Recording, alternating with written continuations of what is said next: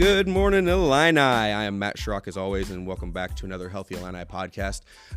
Again, fall semester is in full swing, and I'm really excited to see the things that are happening on campus. This is the second half of our two-part series on wellness perspectives here at UAUC, and really excited about the guests we have today, so I don't want to waste any time. I want to get right to the content.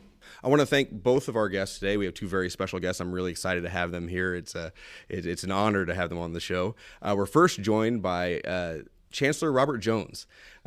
Chancellor Jones became the 10th Chancellor of the University of Illinois in September 2016, and he is the first African-American scholar appointed as Urbana Chancellor since the office was created in 1967. Dr. Jones, thank you so much for being here. It's my great pleasure. We're also joined again by Vice Chancellor for Student Affairs, Dr. Danita Brown-Young. If you go back into one of our podcasts back in the end of last fall semester, you can hear her on that as well. She has been the Vice Chancellor for Student Affairs since August 2017 and has over 20 years experience in student affairs. And so, Dr. Brown-Young, thank you so much for returning to us. Thank you for having me again. All right, so this is the second part of the series. In the first part of the series, we spent some time talking to students and a few other staff, getting their thoughts on what wellness is. But today, I'm really thrilled to have the opportunity to get perspectives from both of you on wellness from a campus leadership vantage point. You're both passionate about creating a strong, healthy, and active environment here for our students to thrive in, and you both have a robust history and lots of experience in higher education settings. So from that experience, just a kind of quick overview, what does wellness mean to you from a leadership perspective, and how does it impact everyone connected to our campus? Well, I'll go ahead and start. You know, when I think about wellness, it reminds me of McKinley Health Center's kind of model, what they have been sharing with us for many years, keeping students well to excel.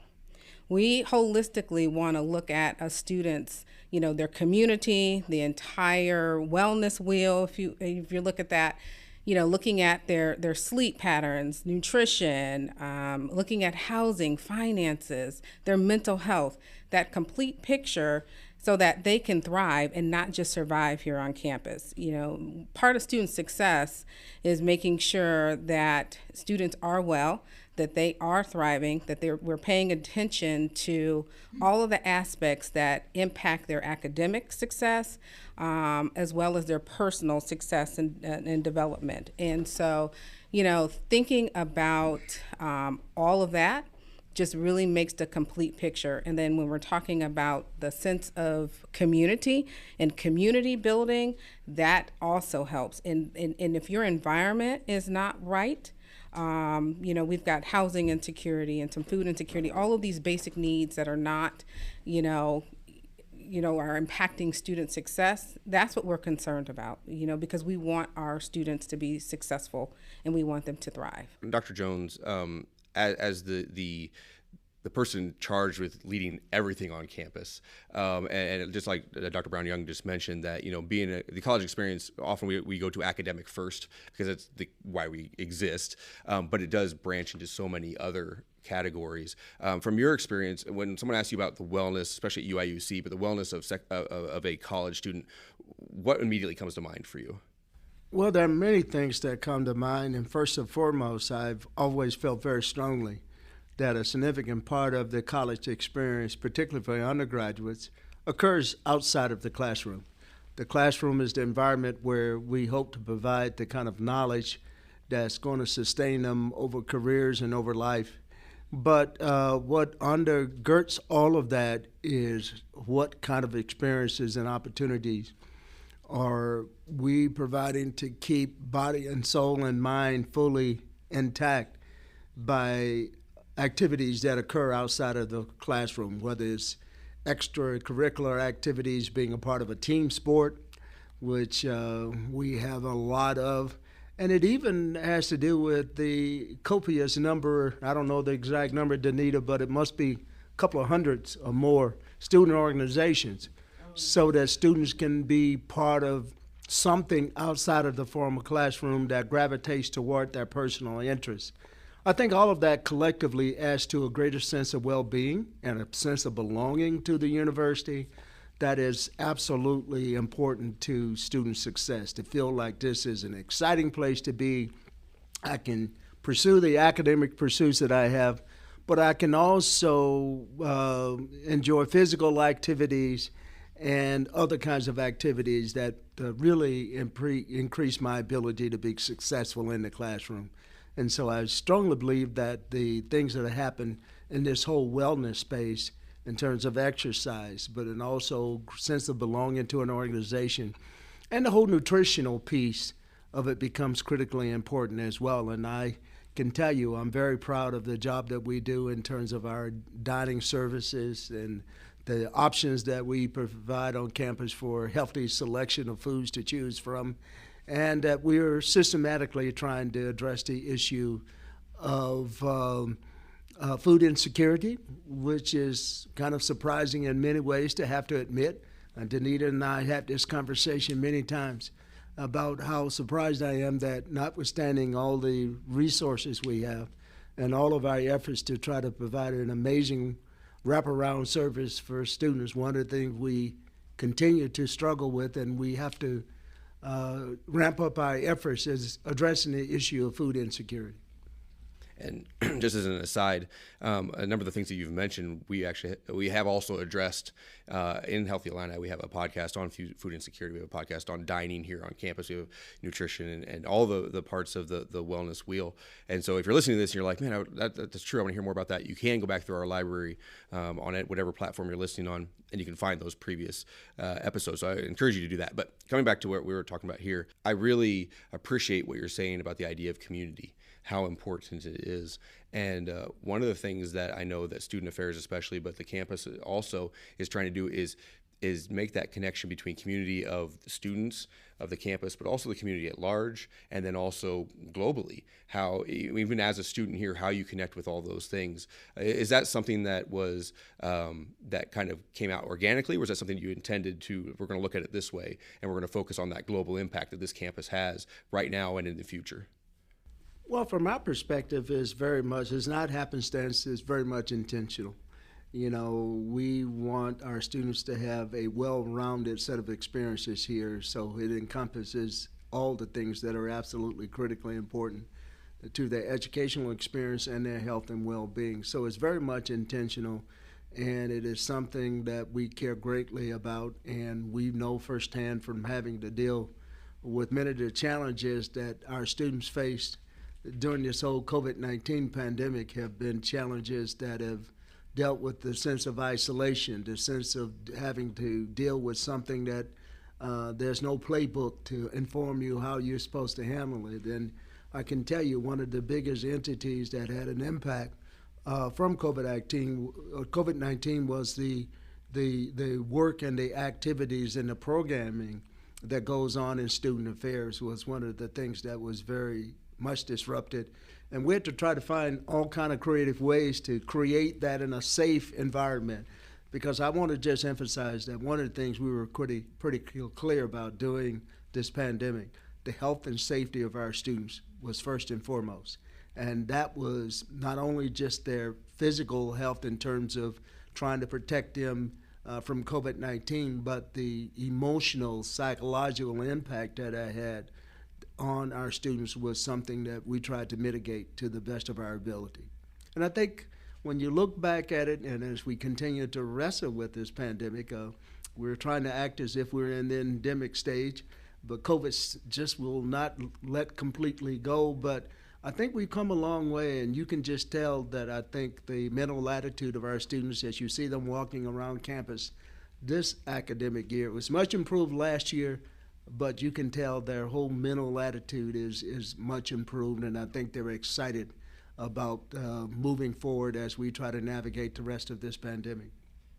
Dr. Brown, I want to ask you specifically, kind of a segue from that, in that the pandemic was a unique situation we all walked through, and because of that, or maybe I'm wrong, but do you think because of that, that's why there's been such an increased focus and conversation around personal wellness coming out of having that time of the pandemic of, I need to take care of my mind and my body and all these things. As a leader of student affairs, I saw it from, I'm going to give you a chance to talk about it, but I saw it, but there was an increased awareness and intentionality about taking care of those things. How did that affect your leadership coming out of the, for the last fall semester, going to the 21-22 school year, excuse me. How did that affect your leadership to really try and focus on the idea of wellness with students? You know, first and foremost, we had to make sure that people gave themselves grace and understood to give themselves grace. This was a tough pandemic. I mean, we're still in the pandemic, and what we've learned that the human connectivity, that piece was very real. When people lost contact with individuals, whether they had to isolate or they had to quarantine, or we put some restrictions on how many people can attend an event, that had an impact on people's well-being, particularly our undergraduate students. And so we had to be intentional about how do you build community through a virtual experience or an experience that's limited? How do we help them understand that, you know, they are Illini, which means they have to be aware of more than just what's here on campus. They have to be aware about what's happening in our surrounding community, in the world. And we had multiple pandemics when you think about it, not just the mental health one, but the social justice, diversity, equity, inclusion pandemics. And so it is important when we're talking about the overall wellness of our students and our faculty and staff, but definitely our students, not just to focus on the mental health, but the complete picture of making sure that there is a community, that they know that they know the resources that we have on campus, and they know how to navigate and utilize those resources. That's extremely important. And talking about those resources actually leads us to the part I really want to get into today, in that higher education is a fantastic place to create and explore new ideas. And we all know that ideas and theories are wonderful, the place to start, but if they aren't followed up by practical application, they get lost, they just kind of fizzle out, things like that. And so much of what we try and do here as staff and faculty is provide an environment for students to find their way in their own personal journey, because many of our students come to us from an environment where a lot of the steps along that journey up to this point have been chosen for them, whether it's parents, guardians, teachers, advisors. You're in high school, your schedule is pretty well set in a lot of ways, and people kind of tell you how to set your schedule pretty directly. With your parents are taking care of your medical, your food, your clothing, whatever that may be. Not all of our students, but many of our students come to us from that. And so now they're stepping into a world where they get to make their own decisions. And I know our hope all here is to empower them and provide a structure that allows them to determine what that path looks like and how to proceed along that path. And that it is a lifelong process of wellness. It's a lifelong process of learning. It's a lifelong process of moving forward. So when we talk about wellness on campus, we're talking about some pretty big ideas, but what does that roadmap look like for the practicality? Or what is happening here? What things are you wanting to move forward into? What kind of initiatives are you wanting to kind of see happen to continue to grow as a campus in order to better serve our students? Well, definitely, you know, when students come on the campus, like you said, they have all these set of responsibilities now that are kind of thrust on them. You are an adult. You have to get yourself up, and you have to go to class, you have to go to work, etc. You have to study. You have to follow this plan, so-called plan of being successful.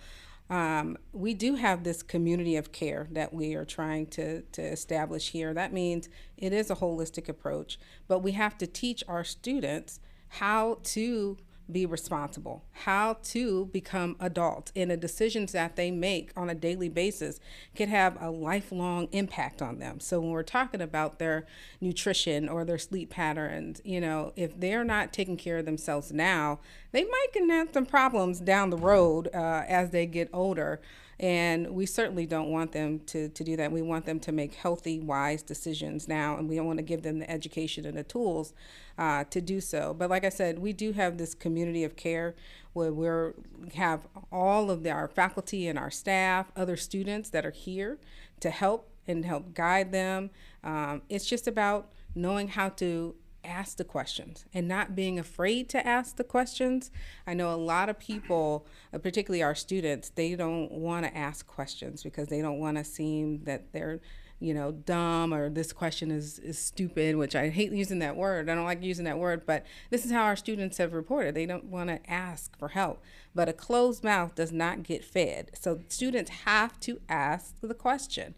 no matter how, small the question may be to, to other people, just ask the question and make sure that they're doing that. But, on the upkeep, and you said moving forward, what are some of these initiatives that we're having? We have an upcoming mental health fair that will look at all of our campus resources. So we'll make sure that once we finalize the date, we will make sure that folks know when that will happen. Hopefully it will happen sometime this fall. It's just, we have so many programs on our campus. It's hard to kind of pinpoint what a date would be. But, looking at that, we have new space for our Middle Eastern North African students. So, that would help for that particular subset of students, and then the overall campus. As we talked about our basic needs, that center, we have hired a program coordinator to specifically deal with students and their basic needs, whether that is homelessness or food insecurity, having some financial issues. We have somebody that's dedicated right now in the Office of the Dean of Students, but definitely moving forward with many initiatives to, help our students be well. And Dr. Jones, one thing I've heard a little bit about, and I want you to share on, is the Health Innovation Visioning Committee. I know this is something that's very near and dear to your heart, and so if you would just take a moment and just kind of tell us about what that is and what your vision is for that. Well, the Health Innovation Visioning Committee is all about how does this university, notwithstanding that we have what I call excellence at a massive scale. One could argue that one of the areas where, because of the fact that up until, 4 years ago, we didn't have our own medical school, so we haven't had the opportunity on the research and innovation space to really become a leader and to have that as an area where we have a comparative advantage as an institution. This medical school, the Carl Illinois College of Medicine, is the first engineering-based college of medicine, not only in the country but in the world. And people around the country and around the world are looking to this model as a way of changing the way medicine is taught and the way that medicine is practiced. And so the Health Innovation Initiative is all about how do you take the fact that we have created this new way of teaching and practicing medicine and catalyze that to drive additional health innovations that could improve the quality of life and that impacts everything from drugs to drug discovery, individualized medicine approach. It's really all about how this university can step up to the plate and become the go-to place for health innovations. Notwithstanding the fact, yes, we have a new medical school, but we're not going to be building a nursing school. We have one that's in partnership with UIC. How do we leverage that? How do we leverage all of our health-related assets, from the College of Veterinary Medicine to the Applied Health Sciences Institute, all of those assets? How do we leverage them to find solutions to health and health-related problems and become a leader in that regard? So it's all about elevating the university to be a leader in health and health innovation, and to do it in a way that's driven by technology. And this whole individualized medicine approach, a project that we have in partnership with Mayo Clinic, is going to help us become a leader in coming up with treatments and therapies that's more tailored to your genome, to your body, than the typical bell-shaped curve that's generalized across people from different races and health conditions and exposure. That's going to be a game changer for us. And so this is our way of leveraging the investment that was required to create the Carl Illinois College of Medicine to have a broader impact around health and health outcomes through this innovation center. And we've appointed a committee that's going to be looking very broadly, but also very deep into what we need to do now to make sure that in the next 5 years we will become more of a player and more of an innovator and more of a go-to place around health innovation, using our amazing data visualization, data science analysis, our computational ability to really make a difference and the health of people around the country, around the state of Illinois, and around the world, actually. So it's quite an exciting time that we'll be advancing our platform as a leader of innovation and technology based on our current assets. And our multidisciplinary approach that we have to problem solving provides a unique opportunity for us as a university. See, this is why our chancellor is the chancellor. He's so brilliant and he has such a great vision. And as you can tell, he is so passionate about keeping this whole community safe and keeping us well. And he was the one who charged us about 2 years ago collectively to look at mental health and wellness on a campus-wide scale. And we had a number of initiatives come from that, including the wellness portal. You know, we have a whole new wellness website, the wellness.illinois.edu, that focuses on the needs and resources of our students, our faculty, and our staff, because we all have different needs. And so this all came from, you know, Chancellor Jones and his leadership and his vision. So I don't know if you all can hear that, but I absolutely hear and know it and live it, the passion and the compassion that he does have for us. I'll give you the $2 later, but thank you very much. Quarters, dollars. Well, and it's so important. We talk about it all. I say it all the time on this program that we all have commonalities across our experience, but everybody's experience is an individual. It does not matter how close. I mean, I have 3 children, and they're all raised with the same parents in the same house and we've lived there since my daughter was very, very young, and the other 2 were born in that house. But they have 3 very different experiences, even though they're in the same environment, everything. And so hearing you talk about the individualized medicine using technology, that idea is really exciting. No idea where it's going to go or what it's going to bring, but it's such an important thing to think about. Yeah. And it's all data-driven. As you know, being with the National Center for Computer Application